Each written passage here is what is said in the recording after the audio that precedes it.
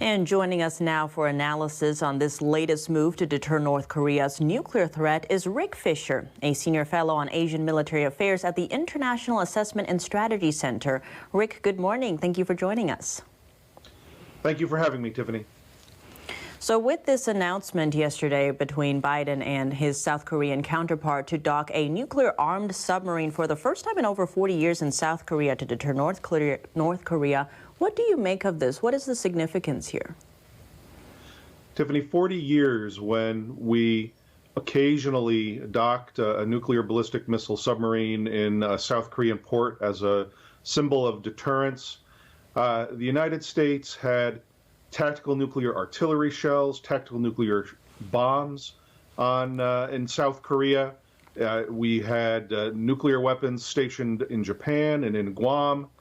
And North Korea had no nuclear weapons. North Korea only had the vague assurance from Russia and barely from China that there would be nuclear retaliation in the case of an American use of nuclear weapons. Today, the balance is completely reversed. North Korea has multiple intercontinental ballistic missiles to strike the United States, and has just revealed that it is now building eight different tactical nuclear weapons. President Yoon wanted the redeployment of American tactical nuclear weapons to South Korea, and that is exactly what was needed to increase our deterrence of North Korea and China.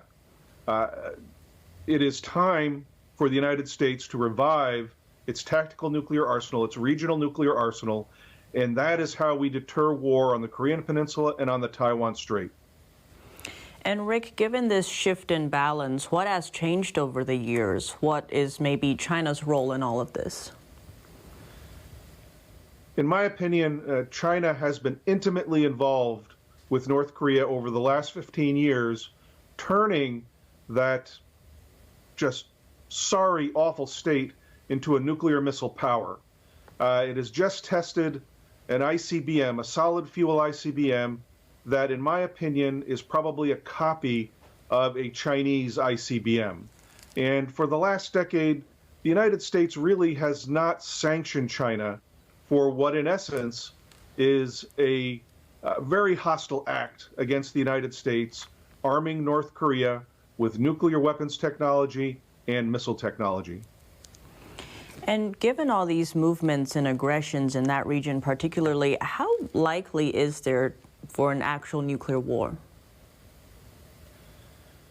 There is more potential for a nuclear incident, for North Korea either testing a large nuclear weapon in the atmosphere, or perhaps even a tactical nuclear strike against South Korea that would then divert the United States so that China would have a freer hand to invade Taiwan. That's the real danger here. And that's why the United States needs to redeploy tactical nuclear weapons to South Korea to truly deter, to truly assure the North Korean government that if they use their nuclear weapons, they will be obliterated. That is really, it's a Neanderthal level of logic, but we're dealing with Neanderthals in North Korea. Well, Rick Fisher, thank you so much for your time this morning. Thank you, Tiffany. Tucker Carlson breaks his silence. He broadcast a monologue from his Twitter account yesterday. Carlson was taking a few days off after his split from Fox. Here's what he had to say. The undeniably big topics, the ones that will define our future, get virtually no discussion at all. War, civil liberties, emerging science, demographic change, corporate power, natural resources. When was the last time you heard a legitimate debate about any of those issues? It's been a long time. Both political parties and their donors have reached consensus on what benefits them, and they actively collude to shut down any conversation about it. When honest people say what's true, calmly and without embarrassment, they become powerful. At the same time, the liars who've been trying to silence them shrink and they become weaker. That's the iron law of the universe. True things prevail. Carlson says meaningful debate is not permitted in American media, and that he feels is like the U.S. is starting to look like a one-party state. He ended his monologue by asking, where can you still find Americans saying true things? And on that note, Twitter owner Elon Musk suggested Carlson take advantage of Twitter's new monetization features early this week. Musk says Twitter's subscription service allows content creators to prosper while not applying censorship that goes beyond the law. Welcome back. We continue with the Midwest. Storms, along with snowmelt, have caused water levels in the Mississippi River to hit historic highs. The river burst its banks in some communities. Major snowstorms pummeled parts of the western U.S. over the winter. Over 400 miles along the Mississippi are under flood warnings. Minnesota's governor says his state has seen most of the cresting there with no significant damage. Parts of Wisconsin haven't been so lucky. The flooding in some areas is expected to be the worst it's been in 20 years. Streets and parks in Fountain City were swamped. Many communities are digging in and setting up flood barriers.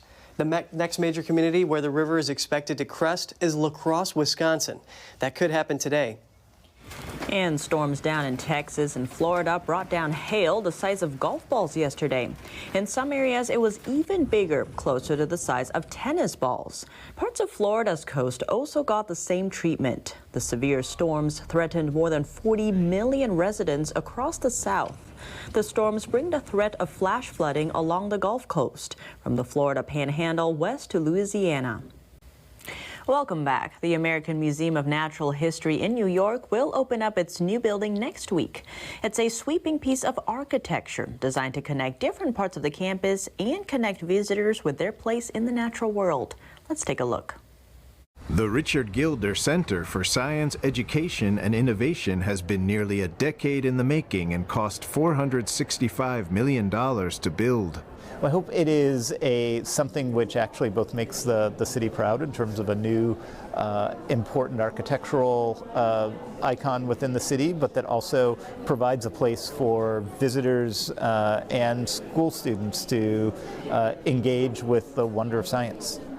As the Gilder Center prepares to open its doors to the public, it's already created a home for more than 500,000 tiny residents. The center features a new insect exhibition with 18 species of live critters and a vivarium where visitors can mingle with hundreds of moths and butterflies. Tiny ants march along a glass bridge over people's heads. The museum shipped in around 500,000 leafcutter ants to build their colony in the insectarium. More than 4 million specimens from the museum's collections are now being housed in the Gilder Center, some of which are on display in big glass windows across the building. Visitors can enjoy interactive shows and discover the collection's core that shows off a wide range of the museum's items.